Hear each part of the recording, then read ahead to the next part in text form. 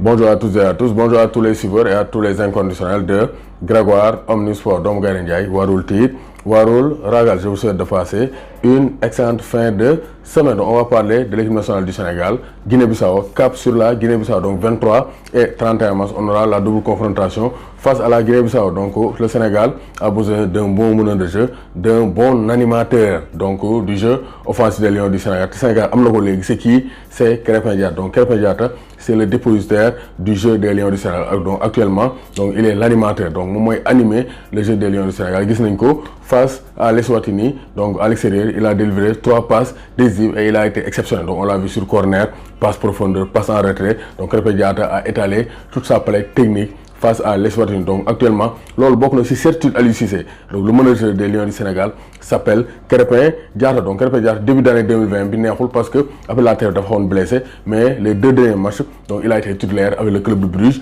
et donc il commence à revenir comme titulaire. Donc d'ici la fin du mois de février et le début du mois de mars, il sera d'attaque, il sera de retour en forme et pour donc battre la Guinée-Bissau avec les Lions du Sénégal. Donc une chose est sûre, Krépin Diatta est là pour dynamiser le jeu des Lions du Sénégal. Pourquoi? Parce que Krépin Diatta dafa am donc palette technique bu large. Donc moom ay possibilités ay capacités dafa bari. D'abord Krépin Diatta il peut jouer en tant que récupérateur, il peut jouer en tant que milieu terrain axial récupérateur parce qu'il est technique, il a un bon avantage physique parce que dafa ñàbb donc dafa lekk ci ñàkkatan Casamance ba sonn donc doo ko dem fële ca Europe donc ñàbb na, il a un bon coffre donc war naa mën a gérer donc le milieu terrain des Lions du Sénégal. Donc il peut jouer récupérateur, il peut jouer relayeur accélération, il peut casser les lignes, il peut jouer numéro 10 juste derrière juste derrière l'attaquant Famara Habib Diallo ou bien Mbaye Niang. Donc gis nañ ne Krépin Diatta vraiment il peut jouer à tous les postes du milieu terrain central.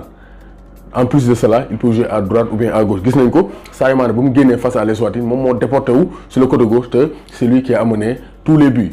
Action yëpp ci Krépin Diatta la jógee. Donc c'est pour dire que vraiment Krépin Diatta Sénégal jooyatul un meneur de jeu. Donc on espère que il sera de retour en forme pour guider les Lions du Sénégal vers la victoire face à l'Eswatini. Donc actuellement il a une quinzaine de sélections et 5 passes décisives. Donc il a marqué un but lors de la Coupe d'Afrique des Nations. Donc Krépin Diatta commence à s'affirmer carrément à la tête des Lions du Sénégal à peine 20 ans. Donc muy am ñaar fukki at, il est né en 1999. Donc 20 ans la am. Donc xale la mais osant bien né la valeur n'attend point le nombre des années. Donc xale la mais xale bu setee loxo mën naa bokk ak ay mag ndab. Donc actuellement Krépin Diatta moom loxoom set na te il peut bel et bien porter le jeu offensif des Lions du Sénégal en compagnie de Sadio Mané, Ismaïla Sarr et les autres joueurs offensifs des Lions du Sénégal. Donc Krépin Diatta une valeur sûre, une certitude au milieu terrain pour Aliou Cissé. Doomu Gaynde Ndiaye warul tiit warul ragal.